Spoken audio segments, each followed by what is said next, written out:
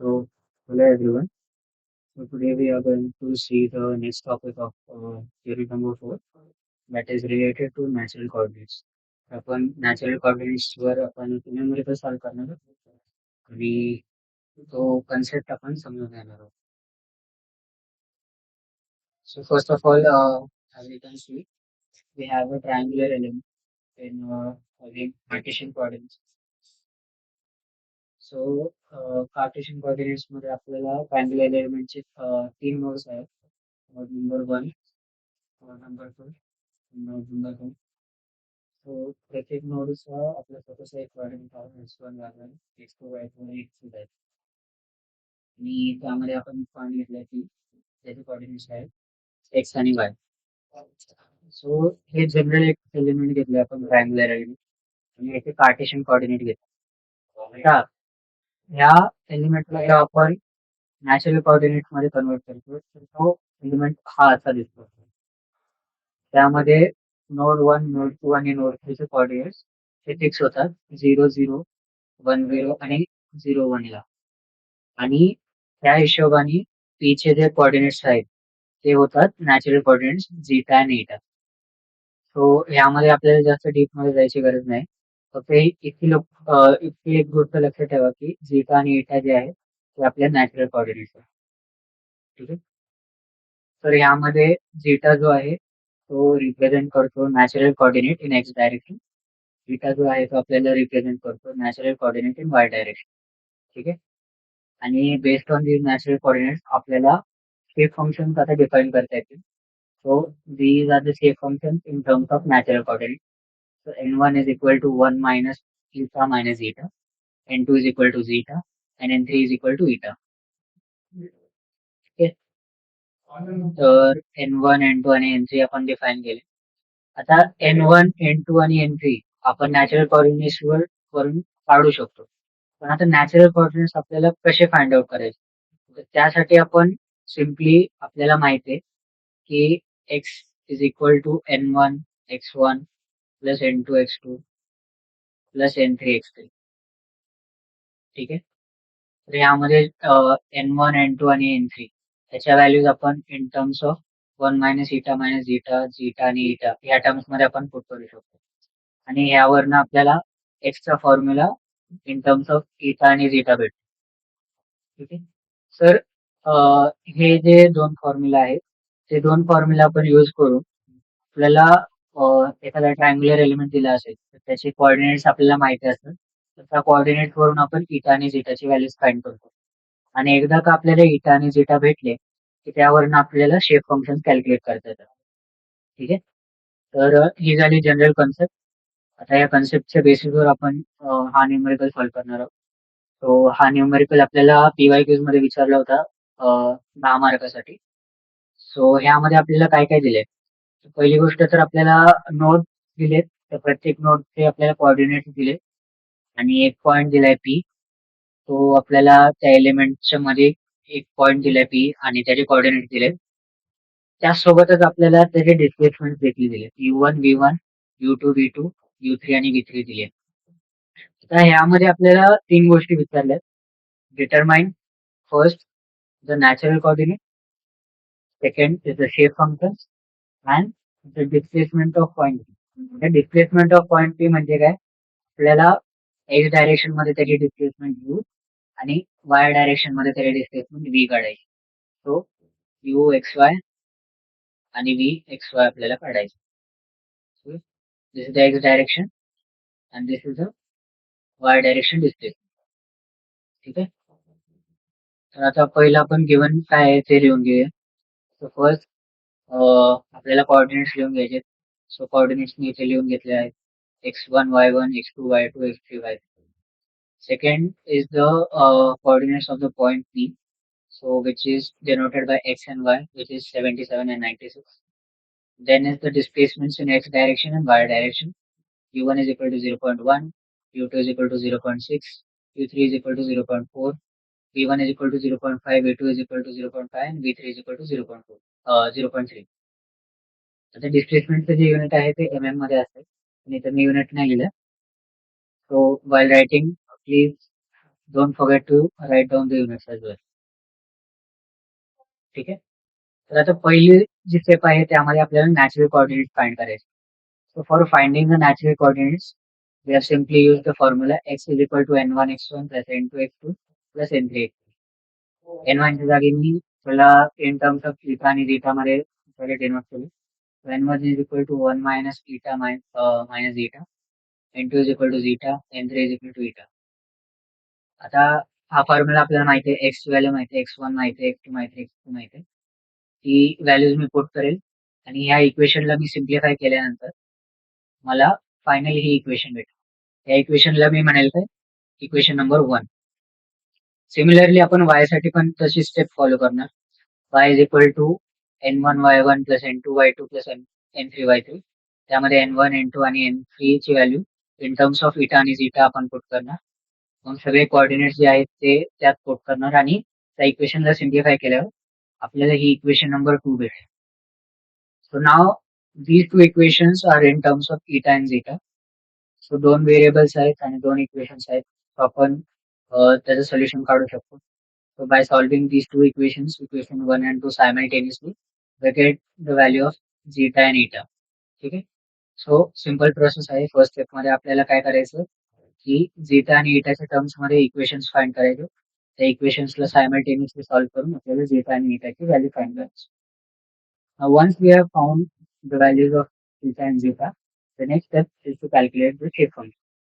तर shape function आपल्याला माहिती आहे, थीटा आणि झीटाच्या टर्म्स मध्ये आपण कसं लिहू शकतो. थीटा आणि झीटाच्या व्हॅल्यूज त्यामध्ये फक्त पुट करायचं. त्यावरून आपल्याला n1 0.3 फाइंड करता येईल, n2 0.2 आणि n3 0.5 अशा भेटतं. आता ह्या ज्या व्हॅल्यूज आहेत ते करेक्ट आहेत की नाही त्यासाठी व्हेरीफाय करण्यासाठी पण आपल्याकडे फॉर्म्युला आहे. तो आहे summation of ni is equal to 1. ठीक आहे. हे सगळे शेप फंक्शन जेव्हा तुम्ही ऍड कराल तर त्याची जी व्हॅल्यू आहे ती 1 असली पाहिजे. ती जर 1 नसेल तर याचा अर्थ की तुमचं कॅल्क्युलेशन कुठे जातं चुकलंय.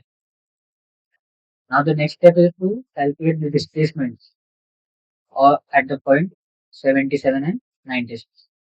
तर त्यासाठी आपल्याला हा फॉर्म्युला यूज करायचा आहे. u is equal to n1 u1 plus n2 u2 plus n3 u3 आणि v is equal to n1 v1 plus n2 v2 plus n3 u3.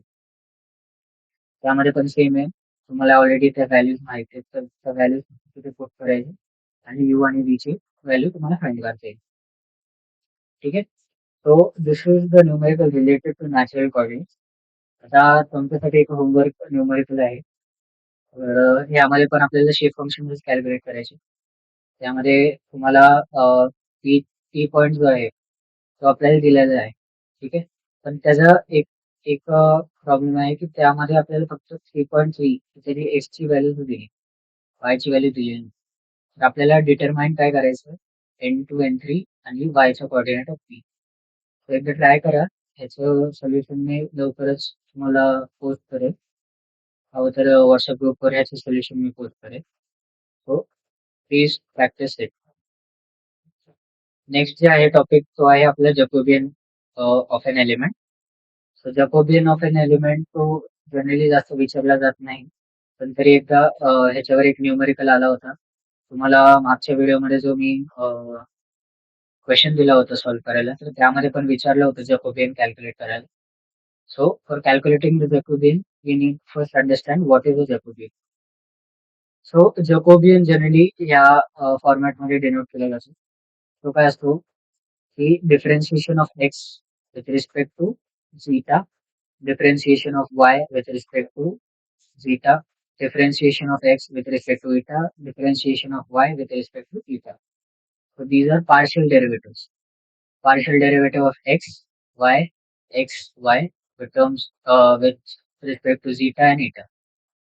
So Jacobian जर तुम्हाला डिफाइन करायला विचारलं तर तुम्ही सिम्पली त्याला सांगू शकता की it is the relation between the derivatives or partial derivatives of Cartesian coordinates, that is x and y, with respect to natural coordinates, that is theta and zeta.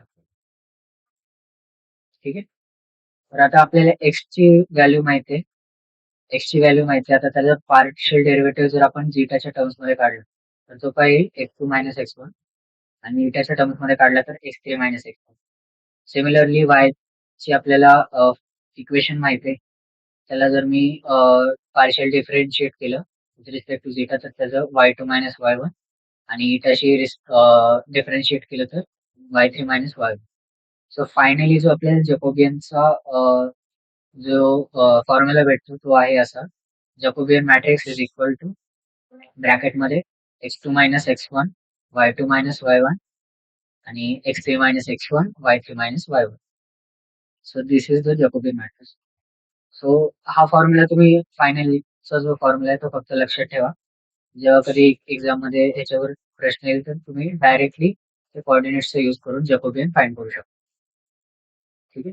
जॅकोबियनचं अजून एक वैशिष्ट्य किंवा सिग्निफिकन्स काय, इम्पॉर्टंट पॉइंट्स काय remember करायचं, हे तुम्ही either थिअरीमध्ये जर विचारलं गेलं तर त्यामध्ये तुम्ही एक्सप्लेन करू शकता. So the Jacobian of an element tells us about its deviation from its ideal shape. तर कोणत्याही एलिमेंटचं जॅकोबियन आपण का कॅल्क्युलेट करतो? कारण आपल्याला जर त्या एलिमेंटचे डिव्हिएशन किती आहे आयडियल शेप पासून ते आपल्याला मेजर करायचं, तर आपल्याला जॅकोबियन फाइंड करायला लागेल. ठीक आहे. आता हे का गरजेचं आहे बरं? जनरली एलिमेंट्स जर आयडियल शेप मध्ये असेल तर त्यांची अॅक्युरेसी जास्त असते. ठीक आहे. आयडियल शेपचे जे एलिमेंट्स असतात ते जास्त अॅक्युरेट असतात. त्यामुळे जर एखाद्या एलिमेंटचं जॅकोबियन जर डिनोट करत असेल की त्याचे आयडियल शेप पासून डिव्हिएशन खूप आहे, तर त्या केसमध्ये आपल्याला ते एलिमेंट्स चेंज करायला लागतात सीई सॉफ्टवेअर मध्ये. ठीक आहे. So next point is that the Jacobian generally lies between 0 to 1. जॅकोबियनची G value असते ती 0 to 1 मध्ये लाय करते. आणि त्यामध्ये पण जर जॅकोबियन तुमचा 1 असेल, if जॅकोबियन is 1, the element is an ideal element. म्हणजे 1च्या जितक्या जवळ तुमच्या जॅकोबियनची व्हॅल्यू असेल तितका आयडियल तो लेस डिव्हिएट करेल from the ideal shape. If the Jacobian is 1, then the element is perfectly ideal. If it is 0, then it is highly deviated from the ideal shape. So generally जे आपल्याला CE software आपण जेव्हा use करतो तेव्हा एलिमेंट्सची value he 0.7 to 1 पर्यंत असली पाहिजे. ही acceptable value आहे. ती जितकी जास्त 1च्या जवळ असेल, ऍव्हरेज जितका जास्त 1च्या जवळ असेल तितकं आपल्याला ऍक्युरेट रिझल्ट भेटेल. So Jacobian is one of the parameters of quality of a element. ठीक आहे. तर हे झालं last topic. So this was the last topic related to shape function, natural coordinates and Jacobian. तर ह्याच्यानंतर आपण एलिमेंट स्टिफनेस मॅट्रिक्स, परत मग आपलं डिस्प्लेसमेंट मॅट्रिक्स, आणि जी लास्ट जी आहे ती आपली related to material property matrix. तर ह्याच्याशी रिलेटेड जे न्यूमेरिकल्स आहेत तो आपण पुढच्या वेळेस कॅल्क्युलेट करणार आहोत. म्हणजे पुढच्या वेळेस आपण त्याचे सोल्युशन बघणार आहोत. So if you have any doubts, please ask it in your comments. We will try to resolve your doubts as soon as possible. आणि आपला सीएचा पेपर जवळ आलाय. सीएच्या पेपरच्या टायमाला आपण जे जास्तीत जास्त न्यूमेरिकल्स आहेत ते आपल्याला सॉल्व्ह करता येईल याच्या हिशोबाने आपण पुढे व्हिडिओज टाकणार आहोत. So thank you everyone. Thank you for watching this video. So see you in the next video.